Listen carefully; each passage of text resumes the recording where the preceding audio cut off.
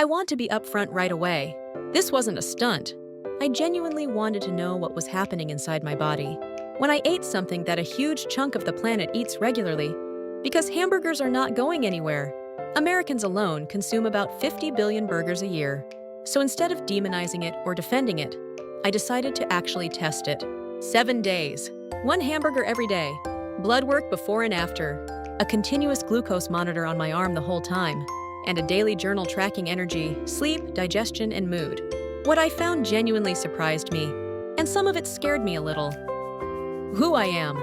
If you're new here, I'm someone obsessed with the intersection of food, science, and what it actually means to feel good in your body. I'm not a doctor, but everything I share is grounded in research.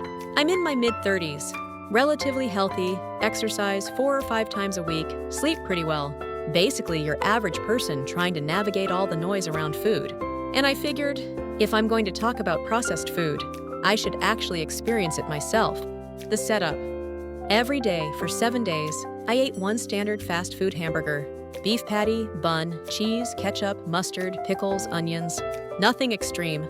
Just the kind of thing millions of people grab on a lunch break. Everything else I ate stayed as close to my normal diet as possible. I got baseline blood work 3 days before starting. Fasting glucose, LDL and HDL cholesterol, CRP, as an inflammation marker, and triglycerides. The CGM tracked my blood sugar in real time, and I kept notes every single day. Days 1 and 2. The honeymoon phase. The first couple of days? Kinda great, honestly. The burger was satisfying. I felt full, and my energy didn't crash the way I expected. That actually makes sense. A standard beef patty gives you 20 to 25 grams of protein, and protein suppresses ghrelin, your hunger hormone.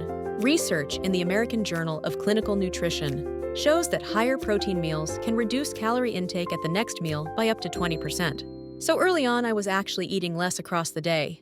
My glucose monitor told a different story, though. After each burger, my blood sugar spiked to around 140 milligrams per deciliter, not diabetic range, but high normal. That white flour bun digests fast, floods your bloodstream with glucose, and about 90 minutes later, I'd feel foggy and crave something sweet. Researchers call this postprandial glycemia, and it's well documented as a driver of overeating and energy crashes throughout the day. Days 3 and 4, things start shifting. By day 3, my gut started complaining. Bloating, that heavy, lingering feeling in my stomach. A 2021 study published in Cell by Stanford, researchers found that gut bacteria diversity, something you really want, begins to decline within 72 hours of switching to a diet high in processed food and saturated fat. And gut diversity matters enormously. It's linked to immune function, mental health through the gut-brain axis, and metabolic regulation. The saturated fat in that beef patty, around 6 to 8 grams, was compounding daily. A study in the Journal of Nutrition found that consistently high saturated fat intake can begin increasing LDL particle concentration within as few as 5 days. Not just LDL levels, but the size and density of particles, and smaller, denser LDL particles are the ones most associated with arterial plaque. My energy by day 4 felt like I was running on slightly flat tires. My sleep tracker showed deep sleep was down about 18% from baseline. There's research linking high sodium intake. A standard fast food burger has 700 to 100 milligrams, with disrupted slow-wave sleep, which is your most restorative phase. Hey, real quick, if you're finding this useful, hit the like button right now. It genuinely helps this kind of research-backed content reach more people, and it takes half a second. Okay, back to it. Days 5, 6, and 7. The accumulation effect.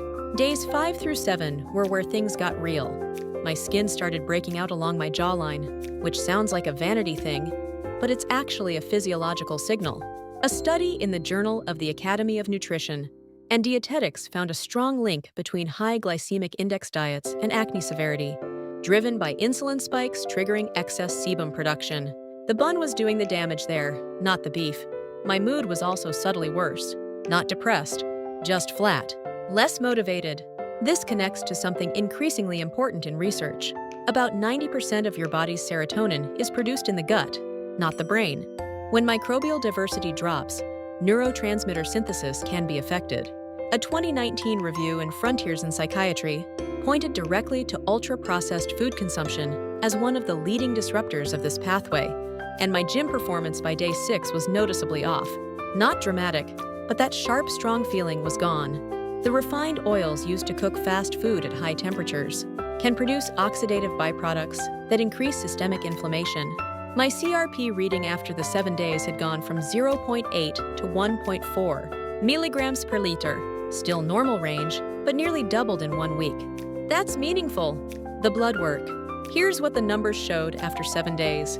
My fasting glucose went from 88 to 97, still normal, but shifted toward the top of the range.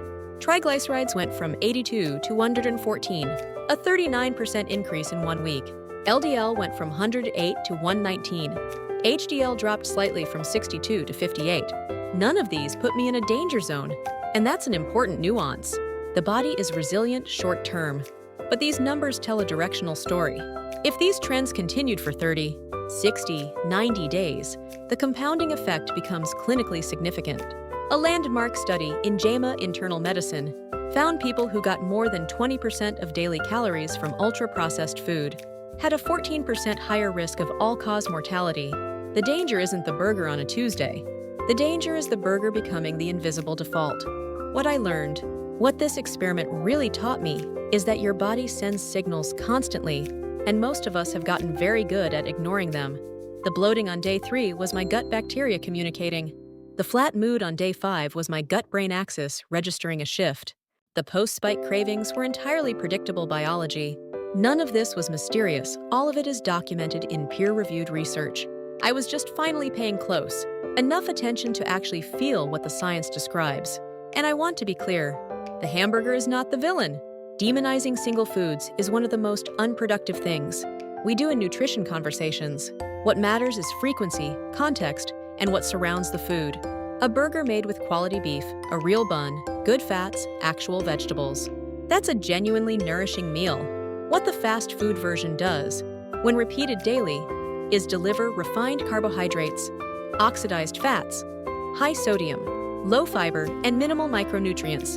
And that combination, the research is clear, moves your body in the wrong direction over time. Recovery.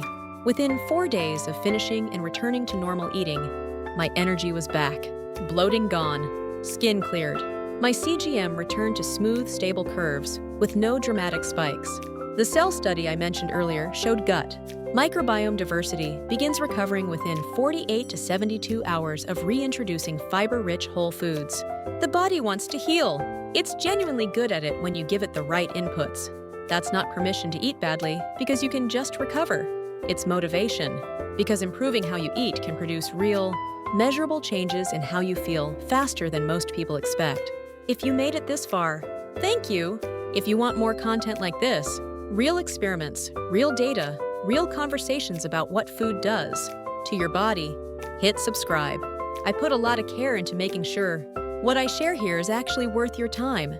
See you in the next one.